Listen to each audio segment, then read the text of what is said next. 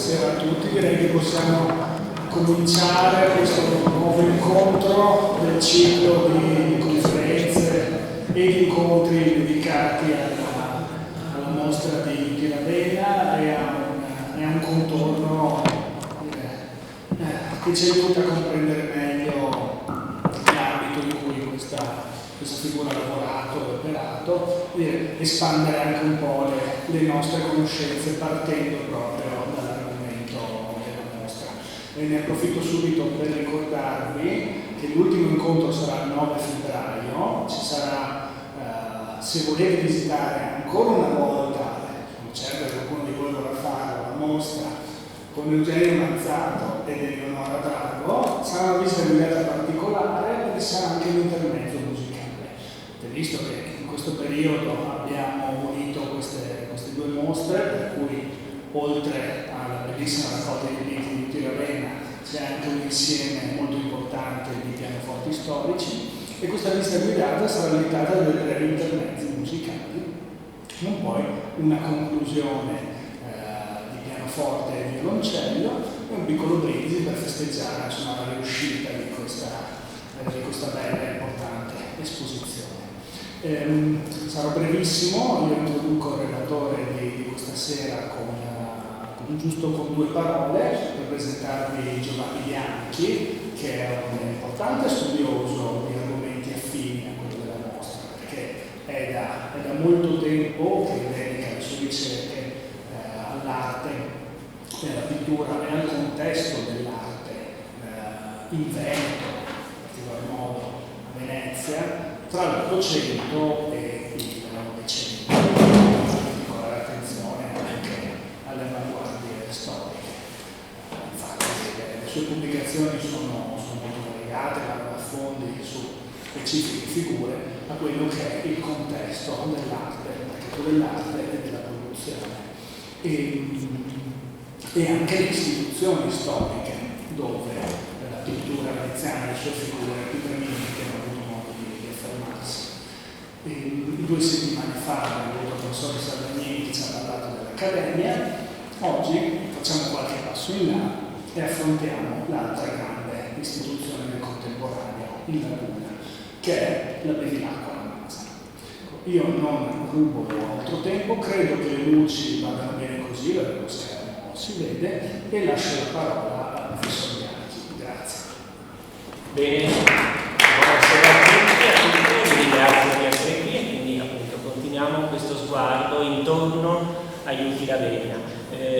Ricordiamo che Uti Ravenna arriva a Venezia nel 1919 e rimane di fatto a Venezia fino alla fine degli anni 40, insomma nel 1948 poi lascerà Venezia per trasferirsi a Treviso.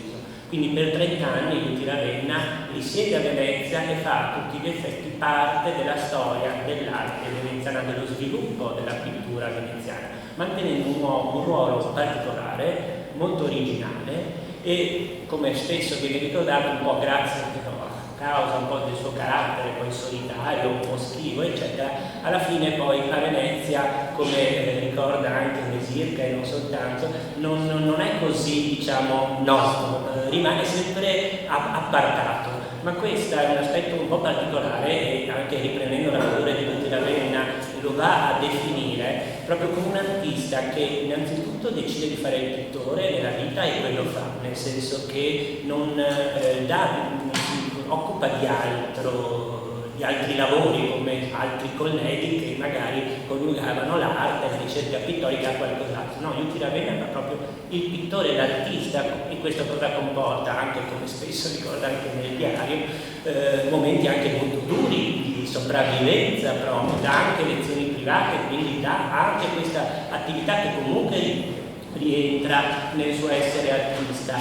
E questo comporta il fatto anche che è un artista particolare, è un artista intellettuale, è uno scrittore, scrive molto bene, ha dei rapporti anche con personaggi di primissimo piano, però questo ha fatto sì, non lo ha poi portato a emergere e a imporsi come artista di riferimento. Rimane un artista particolare, ma è anche questa la sua forza, perché Uti Ravenna, anche guardando la mostra, è un'introduzione, questa, ma sono anche delle sensazioni rivedendo la mostra, Jutti Ravenna veramente ha intuizioni e ha suggestioni di tantissimi artisti che lui filtra e ripropone poi secondo un suo linguaggio. I suoi registri espressivi cambiano, ogni tanto ritroviamo un'impronta cesariana, possiamo ritrovare Debussy, possiamo ritrovare Matisse, Dufy, e quindi lui va veramente Modigliani, cioè quindi sono artisti di primissimo piano e Modigliani che Ravenna assimila, filtra e poi ripropone, ma a modo suo, mantiene un suo linguaggio particolare. Se dobbiamo parlare del contesto per quanto riguarda l'arte contemporanea a Venezia, non possiamo non partire, anche perché poi vedremo anche Jutti Ravenna arriva poi ad esporre alla Biennale. Jutti Ravenna negli anni che passa a Venezia segue un percorso comune a tantissimi artisti veneziani.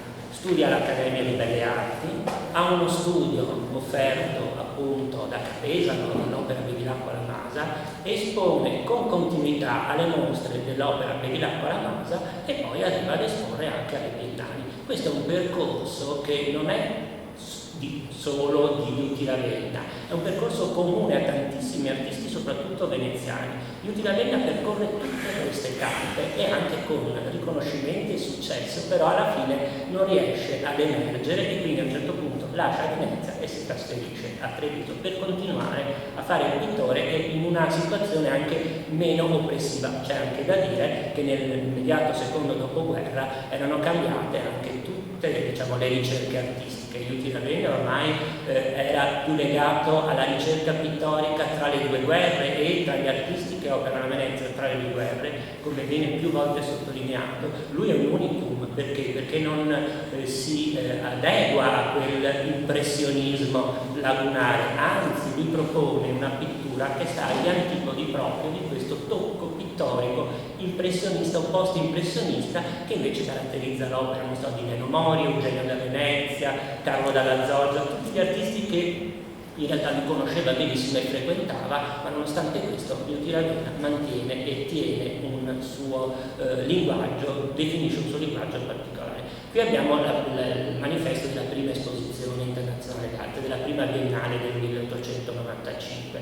La prima Biennale del 1895 chiaramente segna l'inizio di tutta una storia dell'arte contemporanea a Venezia che continua fino ad oggi, che vede Venezia protagonista a livello internazionale come vetrina dell'arte contemporanea. Dobbiamo ricordare che la Biennale fino al 1930 è gestita dal Comune di Venezia, questo è un aspetto molto importante. Dal 1930 invece la gestione della Biennale dal Comune passa invece allo Stato, siamo sotto il fascismo, la Biennale diventa la mostra più importante, che doveva presentare l'arte italiana a confronto con l'arte internazionale e quindi chiaramente poi il regime fascista dedica alla Biennale una particolare attenzione e anche particolari fondi e abbiamo un cambio proprio di passo per quanto riguarda la Biennale. Dal 1930, anzi dal 1928 la Biennale viene diretta da uno scultore artista ma anche organizzatore culturale che è Antonio Maraini, che insieme poi a Giuseppe Volpi trasformerà la Biennale un po' in quello che oggi noi conosciamo, nel senso che sotto la direzione di Maraini e di Volpi, e siamo negli anni 30, gli anni in cui comunque Jutti Ravenna opera e vive a Venezia, abbiamo la Biennale che si apre alla musica e quindi nel 1930 viene fatto il Festival della Musica che continua ancora oggi. L'idea più importante di Volpi è istituire nel 1932 il Festival del Cinema che continua ancora oggi e nel 1934 anche il Festival del Teatro. Quindi sotto la gestione Volpi-Maraini la Biennale si interessa anche a altri linguaggi artistici, non soltanto pittura, scultura, grafica, ma musica, teatro e cinema. Questo per sottolineare come vivere a Venezia in quegli anni, negli anni 30, come ancora oggi d'altra parte, era la possibilità di intercettare, di vedere, di aggiornarsi su ricerche internazionali di primo ordine. Biennale del 1895. Le prime biennali sono dirette da Antonio Fradeletto. Antonio Fradeletto dà il via alla prima biennale del 1895 e dirige le Biennali fino al 1914. Questa è la prima, diciamo, stagione della Biennale, ma è molto importante perché già dalla prima edizione, ma anche poi dalla seconda edizione, quindi quella del 1895 e poi quella del 1897, emerge però subito un aspetto che oggi chiaramente non possiamo cogliere, ma dobbiamo metterci nei panni di una mostra che ancora non si sapeva quanto sarebbe durata nel tempo. Era una mostra che iniziava la sua storia. Fratelletto vuole che la Biennale sia una vetrina per artisti già affermati e ben conosciuti nel mondo, diciamo, artistico a livello internazionale. Quindi artisti che avevano già avuto grandi riconoscimenti o che erano considerati, con il gusto dell'epoca, dei grandi maestri. Non si guarda alle novità. Siamo nel 1895 e non aspettatevi che alla Biennale arrivano gli impressionisti, ad esempio, assolutamente no, gli impressionisti arriveranno molto dopo, ma il gusto del momento dell'epoca era iniziato. Gli impressionisti ancora nel 1895 e poi in Italia risultavano troppo moderni, e quindi questo però cosa comporta? Comporta che chi veniva escluso dalla Biennale erano soprattutto i giovani. I giovani artisti non trovavano spazio alla Biennale. Sia nella prima edizione del 1895, questo stesso assetto si ripropone nel 1897. Cosa succede allora? Che nel 1898, grazie all'intervento, diciamo una proposta di Felicita Bevilacqua Lamasa, la duchessa Felicita Bevilacqua Lamasa fa un testamento nel 1898, quindi dopo che c'erano state 2 edizioni della Biennale, dopo che si era visto che questa esposizione non poteva accettare i giovani perché voleva soltanto artisti di chiara fama, così si può definire. Che cosa fa? Fa un lascito testamentario al comune, dove lascia al comune il suo palazzo, che non è niente poco di meno che Capesaro. E con questa clausola, però vi leggo soltanto alcuni brani. Questo è il testamento del 1898, Felicita Bevilacqua Lamasa manca nel 1899, quindi il testamento praticamente parte subito dopo. E lei espressamente scrive che del palazzo, e qui lo vediamo, l'ultimo piano deve essere adibito a studi di giovani pittori studenti poveri, concessi gratuitamente o con tenuissime igioni. Quindi l'ultimo piano di Capesaro, e sarà poi questa ala, doveva essere riservato agli studi per giovani pittori studenti poveri. Il secondo piano nobile da appigionarsi onde ritrarre i mezzi per sopperire alle spese di manutenzione. Il primo piano nobile e gli ammezzati dovranno servire in tutto ed in parte a disposizione permanente d'arti e industrie veneziane, a profitto specie di giovani artisti, ai quali è spesso interdetto l'ingresso alle grandi mostre. Queste parole chiaramente fanno direttamente riferimento alle Biennali, per cui sconosciuti e sfiduciati non hanno mezzi da farsi avanti e sono sovente costretti a cedere i loro lavori a rivenduglioli e incettatori che sono i loro vampiri. Parole anche molto forti, però che cosa voleva sottolineare Felicita Bevilacqua Lamasa? E qui veramente dobbiamo vedere anche l'aspetto positivo. Si rende conto che i giovani non hanno uno spazio di riconoscimento alla Biennale. La Biennale diventa, nella seconda edizione già si capisce che sarà una mostra che avrà seguito, anche perché la prima Biennale ha un successo di pubblico grandissimo, e si lega perfettamente a un'idea di turismo culturale, perché nasce anche con quell'intento, e quindi si capisce che continuerà, e lei capisce subito che invece i giovani. Allora dà 2 possibilità. Per un giovane artista quali sono ancora oggi gli elementi essenziali per potersi, anche se adesso si usano altri canali che sono magari social o YouTube, all'epoca, ma fino a non tanto tempo fa, un artista per lavorare ha bisogno di uno spazio, di uno studio, e ha bisogno poi di mostrare i propri lavori e quindi avere delle mostre che possano intercettare o creare un collezionismo. Allora, per quanto riguarda le mostre, noi sappiamo che in realtà le mostre inizieranno nel 1908, il testamento del 1898, Felicità Bevilacqua La Masa manca nel 1899, però fino al 1908 non vengono organizzate queste mostre d'arte permanente, che comunque dal 1908 hanno una storia lunghissima perché continuano ad essere organizzate ancora oggi, quindi diciamo come la Biennale, a differenza però della Biennale, la gestione della Fondazione Bevilacqua La Masa spetta al Comune. Quindi se la Biennale nel 1930 non è più gestione del Comune, le mostre della Bevilacqua La Masa ancora oggi dipendono dalla gestione comunale. Nel 1908 iniziano le mostre grazie anche all'intervento di un giovane ferrarese che aveva vinto un concorso molto importante, che è Nino Barbantini nel 1907. Nino Barbantini ha due ruoli: uno, quello di dirigere la Galleria Internazionale d'Arte Moderna, e anche quello di organizzare queste mostre, anche perché c'erano a disposizione circa 10 anni per adempiere alle volontà dell'ascito testamentario, se questo non avveniva il palazzo sarebbe tornato agli eredi di Felicità Bevilacqua La Masa. Abbiamo detto 1898 il testamento, 1908 siamo proprio un po' al limite.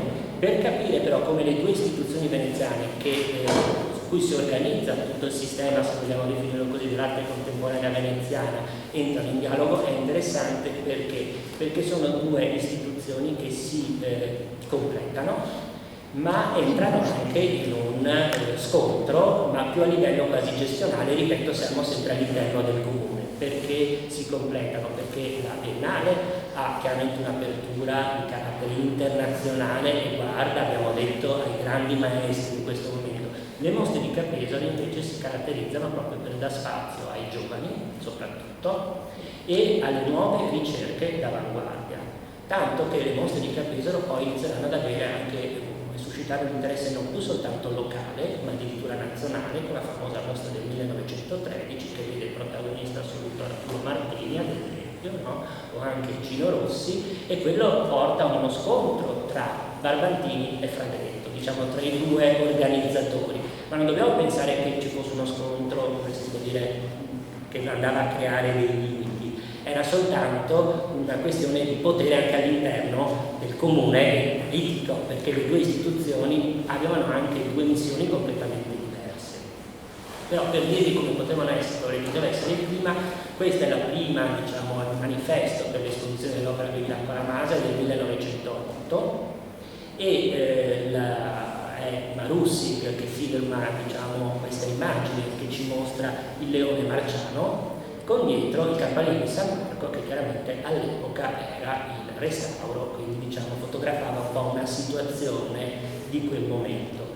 Non avesse mai fatto Marussi Barbantini questa scelta perché dalla prima edizione e ancora oggi, anche se è cambiato, diciamo, la Biennale ha scelto come proprio logo e quindi come il leone marciano alato. Quindi a un certo punto Fradeletto proprio si arrabbia dicendo che Capesaro, il giovane di Capesaro, Nino Barbantini, non si poteva permettere di utilizzare il leone marciano come richiamo per le mostre di Capesaro, perché avrebbe suscitato sicuramente un fraintendimento con la Biennale. Voi capite che era anche esagerato questo, ma mettetevi nei panni di una gestione all'interno del comune, per chi lavora nel comune, eccetera, sa perfettamente come questi rapporti possono in un certo senso deteriorarsi anche molto velocemente, tanto che proprio per la Biennale del 1909, quindi la Biennale successiva, che cosa fa? Viene fatta questa cartolina da Adolfo De Carolis che riprende praticamente il leone marciano, questa volta però su una bandiera, con dietro il campanile di San Marco in costruzione. Sembra una ripresa quasi puntuale dell'incisione delle immagini che Guido Marussi aveva utilizzato per pubblicizzare le mostre di Capesaro. Se dobbiamo poi metterla sulla novità o la ricerca, l'immagine creata, costruita da Marussi, è molto più moderna rispetto a quella di De Carolis, che invece propone una sorta di recupero quasi di una tradizione veneta, non dico rinascimentale, ma quasi sembra quasi di vedere una citazione del Veronese o del Tintoretto in questa impostazione del film. Bene, allora che cosa succede? Le mostre partono nel 1908, invece, questo a noi quello che interessa, è che il comune subito per soddisfare le richieste di Felicita di Villacqua la Masa, quindi il testamento, già invece dal 1901 inizia ad affittare l'ultimo piano di Capesaro per i giovani artisti, ad adibire quest'ultimo piano per gli studi dei giovani artisti. Un aspetto interessante è che, almeno dalle carte d'archivio che sono conservate appunto a Capesaro, noi sappiamo che il primo affittuario, e quindi diciamo chi usufruisce per primo di questi spazi qui, è Guido Balsamo Stella. Guido Balsamo Stella fa richiesta, perché c'era tutta una procedura da seguire, bisognava fare richiesta al comune, e il comune poi inoltrava la richiesta a chi gestiva Capesaro per valutare se era il caso o no di dare, diciamo, lo studio a un giovane artista. All'epoca Guido Balsamo Stella è 19enne, risulta anche minorenne, quindi addirittura una sorta di procura da parte del padre per questa richiesta, gli viene dato lo studio, e già con Guido Balsamo Stella, che è quello che dicevo, diciamo, il primo studio, abbiamo subito in evidenza anche un aspetto che poi contraddistinguerà la storia del rapporto tra gli artisti e gli studi di Palazzo Pesaro, di Capesaro. Non paga mai l'affitto, lui è giovanissimo, e questo sarà poi una cosa che ritornerà anche nelle carte, ad esempio, di Luigi Ravenna, ma non solo, cioè gli artisti a un certo punto. E a cosa si appellavano? Si appellavano anche al fatto che Luigi Ravenna aveva detto concessi gratuitamente o con pienissime prigioni. Bisogna dire la verità che il minimo di restauro viene anche fatto, il minimo di spesa c'era, e quindi a un certo punto viene richiesto una pigione veramente bassissima. Comunque, nonostante questo, gli artisti non la pagano mai. A questo prima, come si può dire, ricordiamo che i contratti per gli studi duravano un anno e andavano rinnovati ogni anno. Infatti anche il catalogo per la parte che riguarda Venezia, con il testo di Leonora Drago, riporta proprio le richieste che Luigi Ravenna fa a un certo punto, addirittura la sua prima richiesta nel 1921, ma dopo, e non gli danno lo studio perché glielo danno nel 23, ma dopo lui ogni anno era tenuto a chiedere, e quando si chiedeva lo studio bisognava dire di essere poveri, no? Ma attenzione, anche in questo caso il comune a volte faceva delle opportune verifiche, cioè andava a vedere se davvero l'artista era povero. Ad esempio, per quanto riguarda Francesco Calamia, che è uno degli artisti che richiede, a un certo punto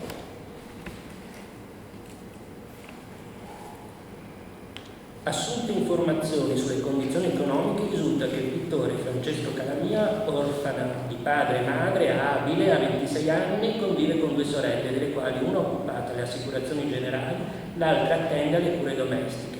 Vivono passabilmente bene col proprio lavoro.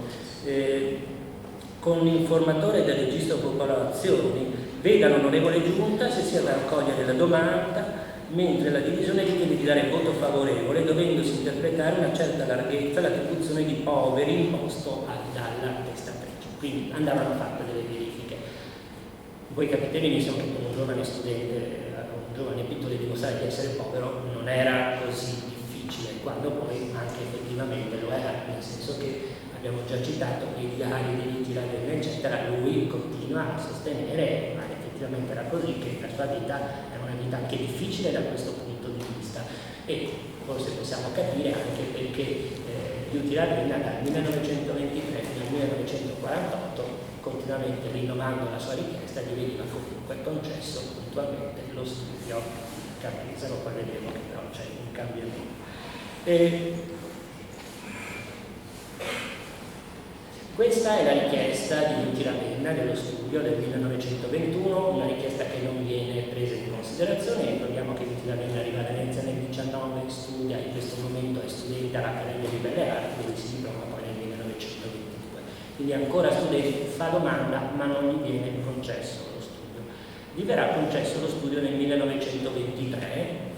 Qui però noi abbiamo al gennaio del 1923 e questo documento diventa importante perché noi sappiamo che a Capesaro c'erano a disposizione 12 studi. 12 studi che non erano tutti, come dire, trovavano questa sede tutti qui, perché alcuni studi erano stati portati anche al pian terreno.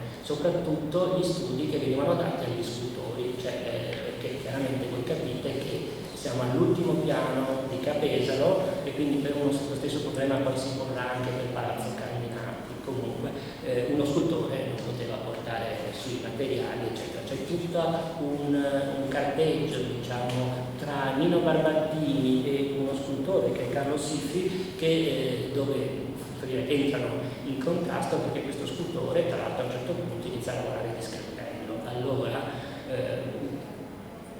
forse non abbiamo ricordato, mi sono dimenticato di dire che dal 1902 Capesaro viene destinata alla Galleria Internazionale d'Arte Moderna. Quindi, diciamo, quando iniziano nel 1908 le mostre di Capesaro, noi abbiamo gli studi degli artisti all'ultimo piano, il piano nobile, anche il secondo piano, poi che vengono occupati dalla Galleria Internazionale d'Arte Moderna, che inaugura nel 1902, e al piano terra, diciamo nell'ammezzato, nel 1908 vengono organizzate le mostre di Capesaro. Quindi Capesaro era veramente, come si può dire, un luogo deputato all'arte contemporanea, dove avevamo l'arte nel momento in cui si fa lo studio dell'artista, l'arte ormai riconosciuta come arte da museo, la Galleria Internazionale d'Arte Moderna, e le mostre invece dei giovani artisti. Allora, quando inizia questo scontro tra Barbattini e lo scultore, è che lo scultore scalpellato disturbava i visitatori della Galleria Internazionale d'Arte Moderna. E viene fuori tutto un discorso dove Barbattini dice: ma il contratto per lo scultore è che doveva soltanto modellare la creta, ma non doveva lavorare di scalpello. Da là non vi dico cosa buona. Un altro aspetto, ma è sempre, ci sono tutte delle lettere, adesso io qui vi riassumo soltanto alcuni aspetti che riguardano ad esempio l'uso dello scalone d'onore. Gli artisti e i modelli non potevano usare la scala principale di Capesaro per andare su, ma dovevano usare la scala laterale.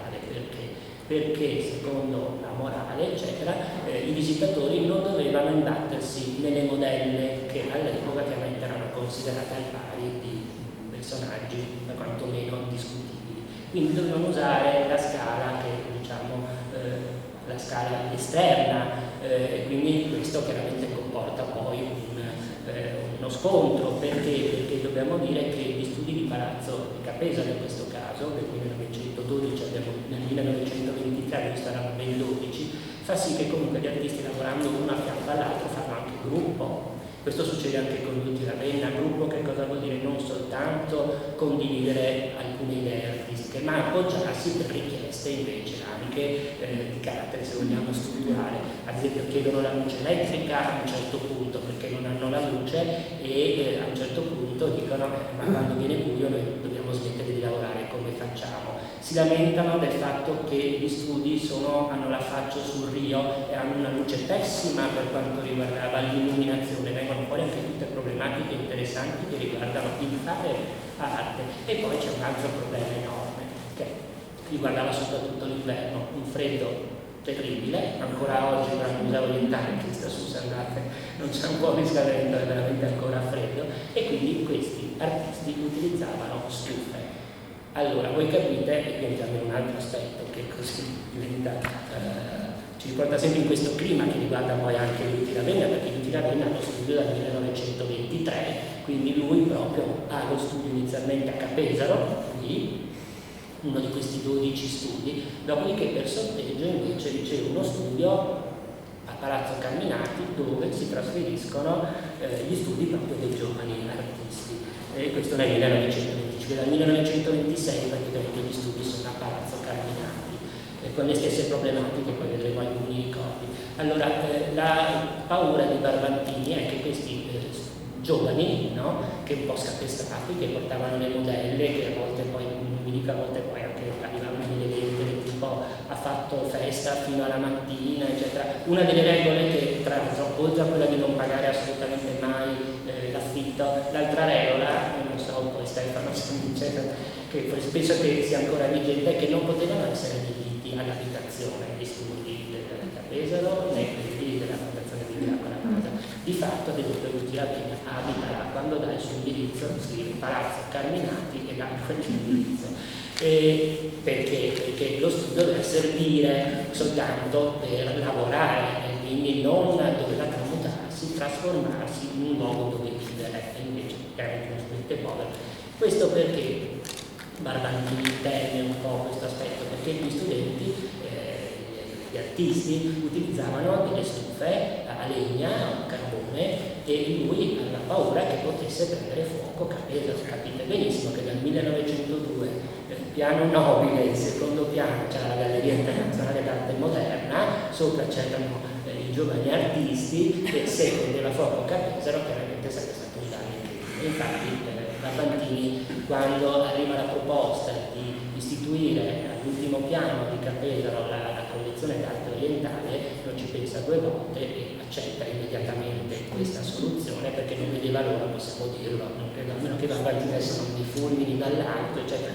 Barbantini si è speso tantissimo per i giovani artisti, questo è indubbio, però in questa situazione chiaramente vedeva una convivenza difficile, proprio per questo aspetto un po' pericoloso, che se prendeva fuoco l'ultimo piano si rischiava anche di perdere tutta la collezione importante della Galleria Internazionale d'Arte Moderna, per cui gli studi poi vengono spostati a Palazzo Carminati.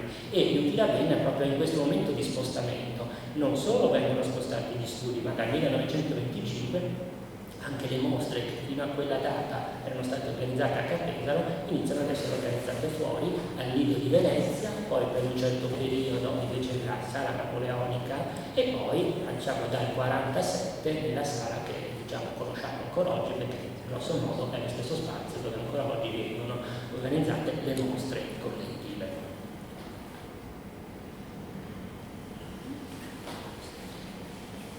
Questa invece è la richiesta di Luigi Ravenna dello studio del 1923, che viene appoggiata, viene accolta, e da questa data, dal 1923 fino al 1948, Luigi Ravenna ha lo studio prima a Capesaro e poi a Palazzo Carminati. Un altro aspetto, ed è interessante ripercorrendo così anche le carte che sono raccolte a Capesaro, che riguarda la storia degli studi, eccetera, è che contestualmente alla richiesta degli studi che dovevano dimostrare, dove l'artista doveva dimostrare di essere povero, eccetera, eccetera, arrivano tantissime anche lettere di raccomandazione. Spesso queste arrivavano lettere si raccomanda questo artista in particolare perché è povero, ha bisogno di uno spazio, c'è una lettera firmata da Gino Damerini era il Premio da Venezia, ad esempio. Chiaramente nel momento in cui poi le mostre dell'opera Bevilacqua alla Masa diventano le mostre del Sindacato Belle Arti, oltre a queste lettere di raccomandazione che hanno anche che puntavano più sul valore artistico, sulla povertà, chiaramente poi c'è anche l'aspetto politico, e quindi un camerata, un personaggio politicamente corretto, tutte queste cose qui, perché chiaramente la gestione poi era una gestione che diventa politica a tutti gli effetti, anche questo aveva un peso nella scelta degli artisti. Per dirvi come Luigi Ravenna considerasse lo studio di Capesaro, qui in mostra c'è un'opera che lui poi espone col titolo Casa Mia, quindi diciamo nel 1923, ma mettiamoci nei panni di questo giovanissimo artista che finalmente ha uno spazio dove lavorare e di fatto dove vivere, quindi a tutti gli effetti lo studio di Capesaro diventa Casa Mia. E qui abbiamo proprio uno spaccato. Questo giro un po' di scale eccetera, se andate al Museo Orientale, all'ultimo piano di Capesaro, ancora un po' si può intravedere. Ricordiamo che questi studi, non pensate che fossero degli studi fantastici, il comune li dà praticamente mezzi diroccati e fa pochissimi lavori, non è che investa tantissimo negli studi di Palazzo Pesaro. E qui abbiamo una foto di Luigi Ravenna, appunto nel suo studio a Capesaro, dove Luigi Ravenna personalizza lo spazio, si vede anche dalle foto, si vede sempre un letto, quindi capiamo benissimo che la stufa poi anche nell'autoritratto mette alcuni suoi dipinti, mette alcuni suoi libri. Chi è andato poi a visitarlo e a trovare Luigi Ravenna nel suo studio ricorda perfettamente anche i libri scelti, quindi Luigi Ravenna, ripeto, è un artista intellettuale, un artista colto e i libri ci tiene moltissimo e quindi li mette anche in bella mostra perché sono per lui una linfa vitale da un certo punto di vista. E quando lui anche racconta i suoi incontri immemorabili, e che è un testo che viene pubblicato nella monografia di Basilica del 1969, lui racconta soprattutto gli incontri veneziani in particolare, E la cosa interessante è che quando lui nomina un po' le persone che incontra, sono soprattutto punta molto sui letterati, cioè Manlio Dazzi, Diego Valeri, Giacomo Noventa, Piero Gobetti, Aldo Camerino, Giovanni Commisso, cioè è attento, non parla soltanto di artisti, anche degli artisti forse parla un po' meno, parla di Diffie, eccetera. È molto legato proprio all'aspetto letterario, alla letteratura, alla poesia, quindi il rapporto con Commisso poi è molto importante per Ravenna. Questo è lo spostamento del 1925, quando appunto le mostre vengono organizzate al Lido e di fatto, scusate, prima ho detto 26, ma è dal 25 che gli studi si spostano a Palazzo Carminati, e Luigi Ravenna è tra i fortunati che vengono sorteggiati e ha uno studio a Palazzo Carminati, dove qui abbiamo alcune foto. Qui abbiamo dietro alle sue spalle un ritratto di Sofia Minassian, anche lui è in contatto con molti artisti veneziani, tra cui Leone Minassian, che anche lui, a differenza di molti altri artisti, mantiene un aspetto plastico della sua ricerca pittorica. E qui invece abbiamo chiaramente un altro suo lavoro, che invece è il ritratto della signorina CP, e quindi Carla Bonaccorti, che lui espone alle mostre di Chiesa del 29. Qui stiamo parlando dell'idea del gruppo, qui c'è la figura di Marchiori, che è una figura molto importante, e ricordiamo Marchiori firma la sua prima monografia dedicata a Ravenna nel 1932, quando ancora Marchiori si presentava alle mostre dell'Opera di Villa Coramasa come artista, quindi diciamo la prima condivisione, anche il primo momento anche di unione tra Ravenna e Marchiori, condividono anche la ricerca pittorica, una ricerca artistica. Sono due artisti, poi Marchiori seguirà una strada diversa, Tutti Ravenna rimarrà, come avevo detto, per tutta la vita artista. E qui chiaramente questa è un'altra foto storica, e qui abbiamo il gruppo, diciamo, di alcuni artisti che avevano lo studio, quindi come Fiorante Silvezzi, Bergamini, che a lungo hanno avuto lo studio insieme a Tutti Ravenna a Palazzo Carminati, ma spesso qua arrivavano anche artisti come in questo caso Mario Calagnolo e Nereo Costantini. Gli artisti si frequentavano, si appoggiavano. Ricordiamo che tra l'altro, ad esempio, Tutti Ravenna, che ha lo studio fino al 1948, per un certo periodo ha condiviso lo spazio, almeno per quanto era possibile, anche con un artista come Emilio Vedova, che ha lo studio dal 1940 fino al 1946. Sarebbe stato interessante, non è possibile, soltanto vedere il rapporto tra Ravenna ed Emilio Vedova, che veramente sono su dei fronti completamente diversi. Avere lo studio a Capesaro, lui ce l'ha dal 23, comportava anche un'attenzione particolare per quanto riguardava la selezione per le mostre dell'Opera di Villa Coramasa. Chi aveva lo studio a Capesaro e poi appunto a Palazzo Carminati spesso veniva anche selezionato per le mostre dell'Opera di Villa Coramasa. È il caso ad esempio di Tutti Ravenna. Tutti Ravenna partecipa alle mostre di Capesaro con continuità dal 1922 al 1940, e addirittura nel 1932 fa parte anche della giuria di accettazione. Questo è importante perché soltanto ripercorrendo anche velocemente alcune immagini delle partecipazioni delle opere, diciamo, quelle pubblicate in catalogo, quelle a cui possiamo di cui possiamo essere abbastanza certi che sono state esposte in quell'occasione, è possibile vedere veramente i cambi di registro espressivo di Tutti Ravenna in quegli anni. Tutti Ravenna espone spesso, ovviamente la prima volta è giovanissimo, perché espone nel 1922, viene selezionato ed espone nella sezione dei disegni e delle incisioni, tra l'altro nella mostra dei trinceristi, una mostra particolare che riguardava coloro che comunque avevano partecipato alla prima guerra mondiale. Lui poi espone spesso anche con un numero abbastanza consistente di opere, il che vuol dire che non veniva tanto selezionato dalla giuria, ma veniva espressamente invitato. Nel 24 Barbantini lo invita a vedere quella che possiamo considerare la sua prima mostra personale a Capesaro. Capesaro, abbiamo detto, è diventata anche un luogo molto importante per la ricerca. Abbiamo detto inizialmente, ricordiamo che ad esempio Umberto Boccioni tiene la sua prima mostra personale, una sala dedicata a lui proprio, a una mostra a Capesaro organizzata da Barbantini nel 1910. Gli studi, questi invece a livello aneddotico, perché sulla storia degli studi si potrebbe scrivere un romanzo, Ugo Valeri, che muore tragicamente nel 1911, precipita dal terzo piano di Capesaro, dove c'erano gli studi dei due artisti. Un incidente, un atto voluto, non si sa, chiaramente Ugo Valeri, fratello artista, tormentato del grandissimo poi Diego Valeri, che ha supportato in ogni modo poi gli artisti, anche Inti Ravenna, ecco che anche quello è legato alla storia. Lui si trovava lì e da lì è anche finita la sua vita da un certo punto di vista. Bene, allora, noi abbiamo Ravenna che espone nel 1922, espone gli Impicati ciechi di San Stino di Livenza.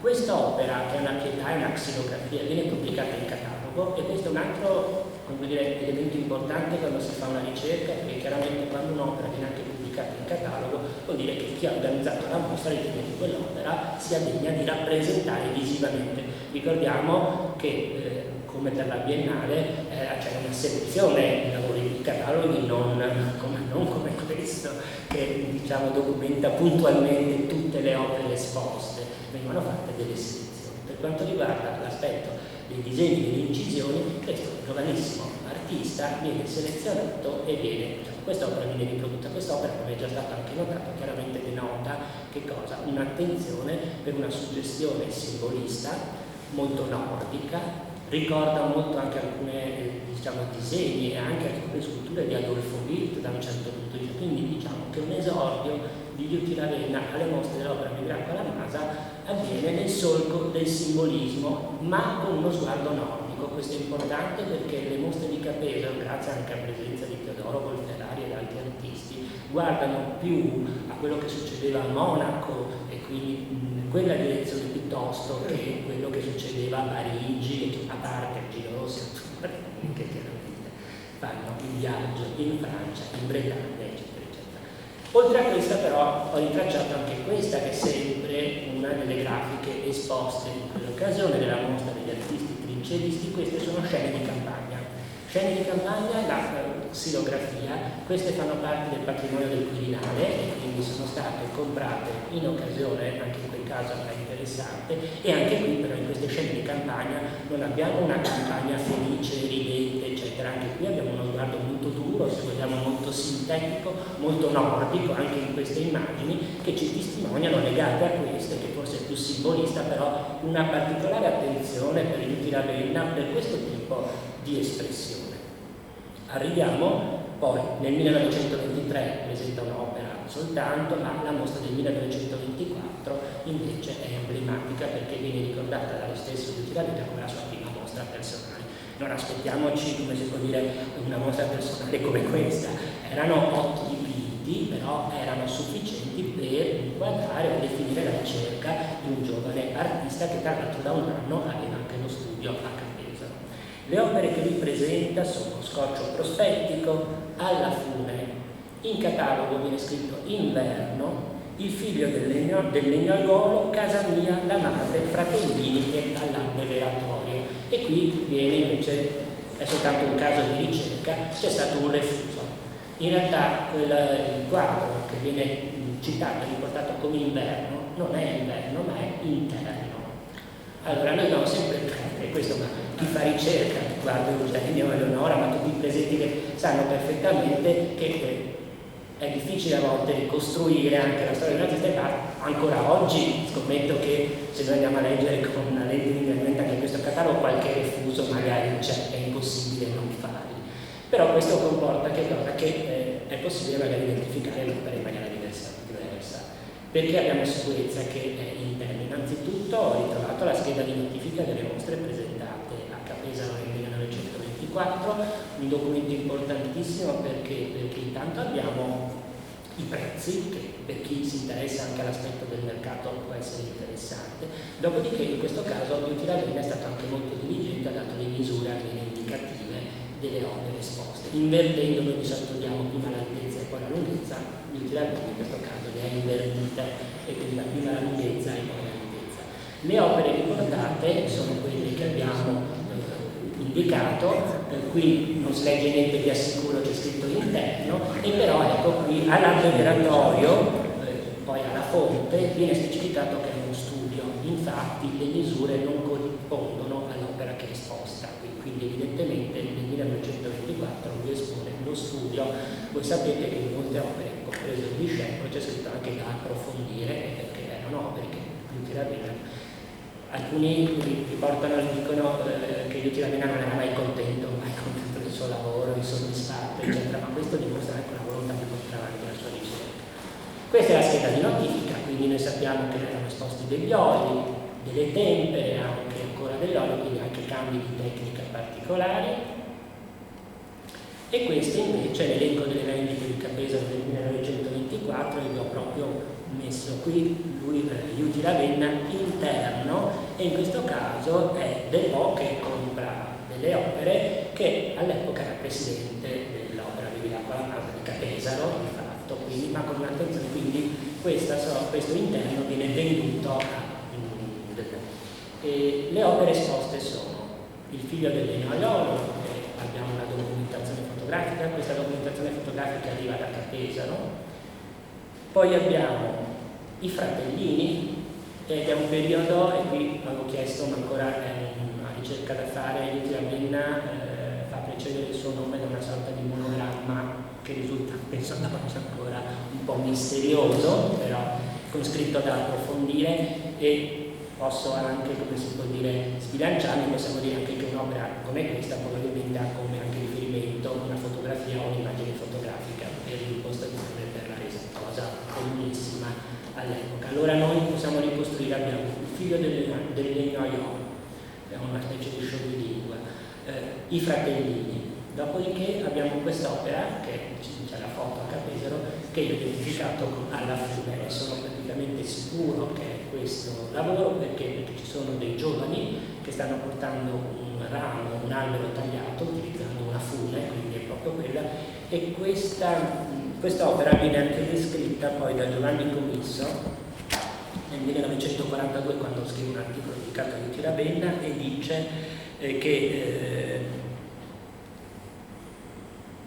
voglio trovare qui, io lo conobbi a una delle prime mostre a Capesaro, subito dopo la Grande Guerra, dove esponeva alcuni quadri che vorrei definire narrativi di ragazzi estivi che giocavano con delle travi nitidi, schietti, facili, come possono essere facili per il vero artista. Per niente pesava il lavoro creativo, la ricerca del colore, lo scorrere delle linee plastiche e prospetti. Parla di questi ragazzi che si divertono portando delle travi, eccetera. Il riferimento sembra puntuale a quest'opera. Questa è un'opera alla fune. C'è un altro dipinto che possiamo identificare con la madre, quindi questa cosa qui, e qui poi viene il dipinto che secondo me appunto è interno, non è interno, che si collega perfettamente un po' con questo aspetto anche Comisso dice narrativo, perché le opere hanno un po' come tema il figlio del legnaiolo, i ragazzi che portano un ramo, un albero, l'interno di una casa, eccetera, e poi chiaramente con un interno dove si capisce che siamo all'interno sempre di una bottega di falegname dove si piantano le assi, eccetera. Oltre a questo poi viene nominato anche Casa Mia, che invece è esposto qui, e abbiamo detto quale poteva essere il valore, e poi alla fonte. Questa donna alla fonte è il quadro che è esposto qui, però chiaramente noi dalla scheda di notifica abbiamo la certezza che non è stato esposto a questo, ma è stato esposto lo studio per questo. Noi vediamo qui quindi che Luigi Ravenna si presenta inizialmente come legato a una sorta di suggestione simbolista, ma con quest'opera invece si allinea perfettamente a quella ricerca di realismo magico, di Novecento, di un aspetto più interessato alla figura, alla resa plastica delle situazioni particolari, non proprio metafisiche, però abbiamo quella fatto, che so che il professor Salvagnini proprio l'altra volta ha parlato anche un po' di questo aspetto, però vediamo perfettamente, stiamo guardando le mostre dell'opera Bevilacqua La Masa, come dal 1922 al 1924 già Ravenna, se lì aveva era presente con delle grafiche particolari, qui si presenta come pittore con un indirizzo ben preciso e perfettamente aggiornato su, diciamo, le ultime tendenze dell'arte italiana, userei questo termine, di quel momento, che saranno viste comunque alla Biennale proprio negli anni 20. Non è l'unico a Venezia, perché chiaramente abbiamo tutta una scuola legata a questa ricerca. Cagnaccio di San Pietro, lo stesso Cadorin, Bortolo Sacchi, cioè quindi non è che lui sia al di fuori del contesto veneziano, in questo momento sta seguendo un po' quella strada.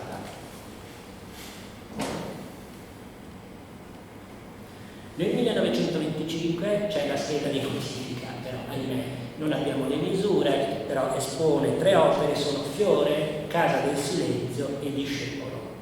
Continua a presentarsi con questa, diciamo, ricerca particolare.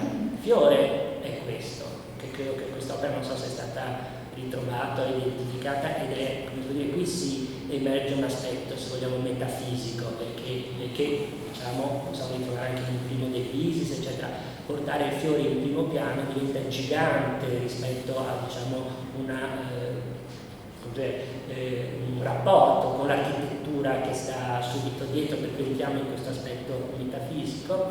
Fiore, tra l'altro, viene comprato per la compagnia Grandi Alberghi, questa è e veniamo a sapere, questo è un altro aspetto che la ricerca, eccetera, come il catalogo evidentemente non dà conto di tutto quello che è esposto, perché negli ultimi Ravenna viene comprato Fiore e anche un acquaforte, e quindi vuol dire che in mostra non è rappresentato soltanto da dipinti, ma ancora anche grafica, che diventa interessante sempre per capire. Voi sapete perfettamente poi che la grafica permetteva all'artista di guadagnare magari più rispetto a un dipinto, più facile da vendere, e soprattutto se uno poi aveva una tiratura abbastanza ricca, poteva poi guadagnare alla fine di più rispetto alla vendita di un dipinto. Dopodiché c'è il Discepolo, e qui ce l'abbiamo in mostra, è inutile commentarlo, però ho scritto sempre da approfondire, e poi la Casa del Silenzio, che è esposta nel 1925. La Casa del Silenzio fa parte della collezione dell'Intesa Sant'Auro ed è un quadro incredibile, cioè anche quando l'ho visto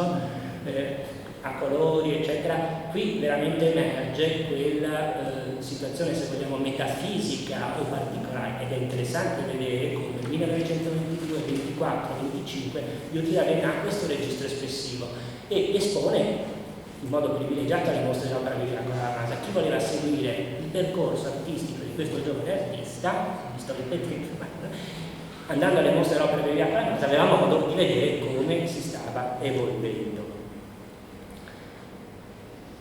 Espone anche nel 1926, tra il 1926 e nel 1926 espone alle varie opere questo, dallo studio, e abbiamo proprio una veduta dei tetti come ancora oggi, anche da Capesaro, dal terzo piano, però diciamo da Palazzo Carminati ancora di più si ha questa visione proprio di Venezia dall'alto, che diventa un tema che Liuti Ravenna ripropone, e ponendo anche l'attenzione sempre allo spazio dove lui vive, e tra l'altro poi espone anche delle uova, dei ritratti, controluce, inverno, questa volta delle uova che possiamo in un certo senso forse ricondurre anche a una delle nature morte che sposta qui in mostra, ricordando che il tema delle uova poi era un tema molto caro a Felice Casorati, che anche lì come realismo magico, come ricerca particolare. Però già in un'opera come questa vediamo che Liuti Ravenna un po' si sta allontanando da queste suggestioni metafisiche e invece guarda più proprio al paesaggio, questo aspetto qua. Questa è un'opera esposta nel 27, Tetti e Ballatoi. Nel 27, una cosa che non ho ricordato è che nel 26 alla mostra dell'opera di Miracolo alla Masa espone anche Filippo De Pisis. È una partecipazione di De Pisis alla mostra dell'opera di Miracolo alla Masa con 5 nature morte più fiori gialli e fiori poveri. Perché sottolineo che nel 25 espone, nel 26 espone anche Filippo De Pisis? Perché poi Liuti Ravenna e Filippo De Pisis avranno modo di consolidare il loro rapporto artistico, nel senso che probabilmente Liuti Ravenna dice che conosce tramite Cardarelli De Pisis Basilica, ma probabilmente lo conosce anche in occasione di questa mostra dell'opera di Miracolo alla Masa, dove Filippo De Pisis era tra gli artisti espositori. Questo è nel 27, dove Tetti e Ballatoi sono tutte foto che si possono trovare a Capesaro, queste sono, e potrei anche, sono abbastanza sicuro che l'altra opera che espone un'annunciazione, ed è sicuramente questa, un aspetto che mostra, è stato un po' anche un approfondimento un po' originale, anche il rapporto che Liuti Ravenna ha dato alla ricerca anche nell'ambito dell'arte sacra, ed è interessante vedere che comunque nel 27 e guardate anche il modo di dipingere è molto diverso rispetto a quello che abbiamo visto nel 24 e nel 25, è più sommario, se vogliamo più per stesure, un po' guarda forse a Gino Rossi, nel senso che c'è un recupero anche, e si sta un po' allineando su altri. Il registro stilistico di Liuti Ravenna cambia, lui mantiene una sua coerenza, potenza, ma gli effetti e le suggestioni sono tantissimi. Tra le opere esposte poi c'è quella che va un po' già a identificare poi lo stile di Ravenna, forse poi negli anni 30. È questa Bambina, e questa fa sempre parte del patrimonio del Quirinale, quindi siamo sicuri che è stata comprata in quell'occasione, e qui ci mostra proprio Luigi Ravenna. Ed è interessante che quando si parla di Luigi Ravenna, che non segue la via dell'impressionismo, è un artista ad esempio che stringe l'amicizia con Pio Semeghini, ma non arriva a quella dissoluzione di Semeghini. Luigi Ravenna rimane plastico, è interessato all'arte plastica, non a caso ha dimostrato fin dall'inizio un interesse per il cubismo, che poi emergerà anche con delle pubblicazioni particolari. L'amicizia con Soffici comunque, anche quello va a sottolineare una ricerca particolare. Chiaramente non ha fatto una pittura cubista, ha fatto un disegno del 25 almeno noto, eccetera, però chiaramente lui è un pittore che guarda l'aspetto proprio plastico della figura e anche dell'uso del colore. Nel 1928 abbiamo questo bellissimo autoritratto che è in mostra tra le opere esposte, e qui diventa interessante perché vediamo innanzitutto la stufa, che a Palazzo Carminati faceva freddo, e quindi la stufa che andava così a riscaldare, e poi abbiamo il quadro nel quadro, perché tra le opere che lui cita c'è il discepolo che viene appoggiato lì, e quindi è un quadro di guardare a una maniera che forse era un po' vecchia, nel senso che la mente lì in un angolo, mentre lui si gira e riesce a cogliersi perfettamente come giovane artista un po' bohemien, che è proprio come effettivamente lui era in quegli anni.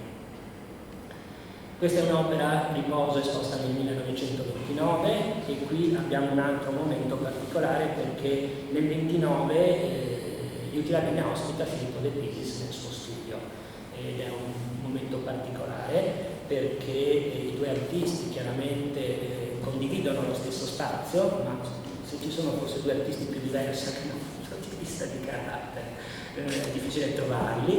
Luigi Ravenna piuttosto solitario, chiuso, eccetera, Filippo De Pisis esplosivo, per cui assolutamente, eccetera. Però diventa interessante. Di questo rapporto ci parla, ad esempio, Renzo Biasion in un articolo, dal titolo tra l'altro abbastanza indicativo, "Non ho da mangiare, sono senza soldi", e questa è la citazione proprio delle parole di Luigi Ravenna, dove Biasion un po' parla del racconta un po' come lui ha conosciuto, e ci dice appunto: "Fu Vincenzo Cardarelli a presentare De Pisis a Ravenna, il quale si offrì di ospitarlo nel suo studio. I due erano quasi coetanei, ma di temperamento opposto. Ravenna scontroso e taciturno, De Pisis conversatore, facondo e squisito alla francese, il primo ammiratore della bellezza femminile, il secondo di quella maschile. Ravenna frugale anche per necessità, e il ferrarese De Pisis regale e spendereccio anche in periodi di scarsa fortuna.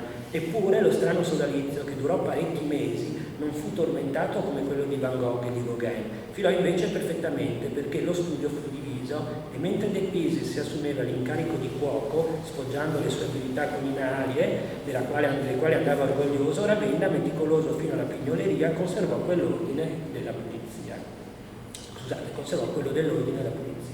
Nella primavera del 1930 De Pisis lascia Venezia e ritorna a Parigi, e poco dopo inizia per Ravenna il periodo più duro della sua vita, di bohemien, solitario e intransigente. Quindi, in un certo senso, Biasion ci racconta così in modo così un po' aneddotico, ma è interessante anche il rapporto. Dopodiché, chiaramente, De Pisis influenza in un certo qual modo la pittura di Ravenna, non è vero il contrario, ma non possiamo non vedere anche in un'opera appunto come questa che lui espone nel 1929 un tocco e soprattutto in alcune nature morte, tra l'altro alcune sono esposte qui, dove si vede l'influsso di De Pisis. Nel 1930 l'unica opera riprodotta è questa, che è Cavalli, ed è diciamo un'opera anche questa, sempre ripeto, con una pittura plastica, attenta, purtroppo manca il dato di colore, che possiamo recuperare però in quest'opera, che è un ritratto di Maria Zanini esposta nel 1930, che questo l'ho recuperato in internet questa immagine perché era stata messa non so che asta, comunque mi è interessata, MZ, Maria Zanini, eccetera. Per fortuna raramente accade, però per l'asta non ho fotografato anche il retro del dipinto, dove appare proprio l'etichetta della Via di L'acqua alla Mara, quindi siamo sicuri in questo caso che questa è un'opera esposta nel 1930. Quindi abbiamo chiaramente anche a colori la ricerca di Ravenna in questi anni, questa pittura un pochino più corsiva, più veloce, eccetera, è chiaro che possiamo ricondurla comunque alle soluzioni formali e pittoriche di Filippo de Pisis. Questo è orrendo, scusate l'immagine, ma mi tremava la mano. Questa era l'opera riprodotta in catalogo del 32 e qui viene fuori un altro aspetto che ritorna, che è la ricerca anche della veduta veneziana, però con un taglio particolare. Questa è la riga degli Schiavoni, è stata riprodotta in catalogo, e ricordiamo che però nel 32 alla Bevilacqua la Masa di Ravenna è presente soltanto con 2 dipinti, anche perché nel 32 lui già nel 30 era stato selezionato per la Biennale d'Arte con il ritratto di Sofia Minassian, e nel 32 ancora alla Biennale d'Arte con ben 3 dipinti. È quello che abbiamo cercato, perché volevamo metterlo a fianco del veduto del 35 ce n'era una che ho visto di Treviso con l'effetto bagnato, appunto, ma non so dove sia questa, però il taglio è proprio quello particolare, un po' aereo dall'alto, eccetera. Però abbiamo queste vedute, siamo alla Biennale del 32, quindi Ravenna passa dalle mostre delle Bevilacqua alla Masa nel 30, viene selezionato per la Biennale, e tra l'altro da una giuria piuttosto così, un po', in giuria c'era, in realtà scusatemi, io abbiamo stato con del 30 in realtà, scusate, ho fatto un po' di confusione, in realtà Luigi Ravenna espone alla Biennale del 1928 un paesaggio, e lì viene accettato dalla giuria. La giuria è composta da Antonio Maraini, Felice Casolari, Napoleone Martinuzzi, Mario Sironi e Ardengo Soffici. Quindi diciamo che forse la presenza di Soffici e anche quella di Casolari è un po' favorito, comunque esordia la Biennale del 28. Nel 30 presenta il ritratto di Sofia Minassian, che abbiamo visto qui, e quindi diciamo che ricorda un po' quello che sta alle spalle della foto dello studio. Nel 32 invece lui è presente con Piazzetta, e quindi con una visione di Venezia, e con 2 nature morte, che anche qui non possiamo non vedere, diciamo, un riferimento anche per il taglio alle nature morte di Filippo de Pisis, quindi diciamo che non possiamo non negare un'influenza di De Pisis nella pittura, come non possiamo non ritrovarlo anche in questa sempre natura morta esposta alla Biennale del 32. Luigi Ravenna espone anche alla Biennale del 34 questa Piazzetta San Marco, quindi da un punto di vista diverso, e questa fa parte della collezione della Fondazione Venezia, quindi diciamo abbiamo anche opere di Ravenna in collezioni molto importanti. Nel 34 espone anche quest'opera qui, che è una natura morta, quindi diciamo negli anni 30 Luigi Ravenna arriva alla Biennale, quindi diciamo arriva anche lì dove tutti gli artisti speravano di essere, però questo purtroppo non cambia un po' la sua situazione. Lui espone ancora alla Bevilacqua alla Masa del 1936, poi a quella del 38. Quella del 38 è importante perché espone una bottega di dolciumi che viene riprodotta in catalogo anche. Non viene riprodotta in catalogo, ma non la possiamo vedere a colori perché è sempre parte del patrimonio del Quirinale, quindi tra le varie opere, quindi c'è un nucleo di opere di Ravenna di non poco conto. È interessante che queste botteghe di dolciumi sarà poi un tema che lui porterà avanti, caricandole con dei colori molto forti, anche negli anni 50, nella Riviera, eccetera, eccetera. Nel 1938 volevo invece sottolineare che lui partecipa alla prima mostra organizzata dalla Galleria dell'Arcobaleno, che è la prima galleria d'arte contemporanea aperta a Venezia da Piero Mendasti, e in quell'occasione lui espone insieme a Carlo Carrà, Arturo Tosi, Ardengo Soffici, Arturo Martini, Pio Semedini e Luigi Ravenna. Luigi Ravenna è il più giovane rispetto a tutti gli altri, quindi si trova insieme ad artisti molto molto importanti. Ripeto, forse dentro c'è sempre Soffici che lo porta un po' dentro, però in quell'occasione c'è Giuseppe Mesirca che fa una recensione della mostra e proprio si sofferma su 2 quadri di Ravenna e ci dice: i 2 quadri qui esposti, Ravenna esponeva una marina e una natura morta, e dice: i 2 quadri qui esposti rivelano ancora una volta come egli sia ben lontano dal solito impressionismo di cattiva lega adottato dai pittori veneziani d'oggi, e come tenda costantemente invece ad una estrema freschezza e intensità nel colore, per cui certi ricordi di Matisse che sembrano affiorare nelle sue tele non sono che incontri logici fra 2 anime dagli stessi intenti nobilissimi. Nel nostro vi è poi una gran dose di salute veneta che lo guida costantemente nel suo lavoro. Mesic lo inquadra perfettamente, fa una citazione a Matisse, che quindi chiaramente è un grandissimo maestro internazionale che noi colleghiamo immediatamente al colore, però sottolinea che la ricerca poi dei rifiuti Ravenna è all'interno di una tradizione veneta, quindi mantiene quella sua originalità e quella sua peculiarità. Ravenna poi esporrà ancora nel 39 e ancora nel 40 le mostre dell'opera della NASA, dopodiché non esporrà più né le mostre dell'opera della NASA né alla Biennale. Gli anni 40 secondo me sono veramente, soprattutto gli anni della guerra, un periodo molto duro per Ravenna, e quando c'è il momento della rinascita, perché lui poi in realtà in questi anni non espone alla Biennale, poi esporrà ancora la Biennale nel 48, ma 5 disegni, poi nel 50 ancora disegni, poi nel 72, proprio l'anno in cui scompare, Toni Toniato inserisce un suo lavoro all'interno di una mostra che faceva un po' il punto sulla visione di Venezia, che si intitolava appunto Venezia ieri, oggi e domani. Quindi per riassumere, Luigi Ravenna e l'opera Bevilacqua La Masa. L'opera Bevilacqua La Masa è stata fondamentale per Luigi Ravenna, gli ha dato la possibilità di avere uno studio di lavorare, quindi dal 1923 fino al 1948, gli ha dato la possibilità di mostrare il suo lavoro e di quindi aggiornare il pubblico veneziano, e non solo che andava a vedere le mostre, come stava cambiando e come si stava definendo la sua ricerca pittorica, da un simbolismo nordico, un passaggio attraverso Novecento, metafisica, realismo magico, per approdare a una pittura di tocco ma non impressionista ma solida, e quindi con radici invece più legate ad una visione particolare, fino ad arrivare anche a questo tipo di pittura molto diversa, più veloce, ma che risente, abbiamo visto, anche dell'influsso di Filippo De Pisi. Se possiamo dare delle indicazioni, sono questi i riferimenti. Questo è stato importante anche, se noi dobbiamo vedere poi i riferimenti, noi nelle opere di Luigi Ravenna troviamo Casolati, troviamo Gino Rossi, troviamo appunto Matisse, troviamo Braque, espressionista, che c'è una visione, una marina, mi sembra che sia stata una marina di Braque nel periodo Fauve. Gli influssi sono tantissimi, dopodiché Luigi Ravenna è stato bravo a mantenere anche nella variazione una sua coerenza.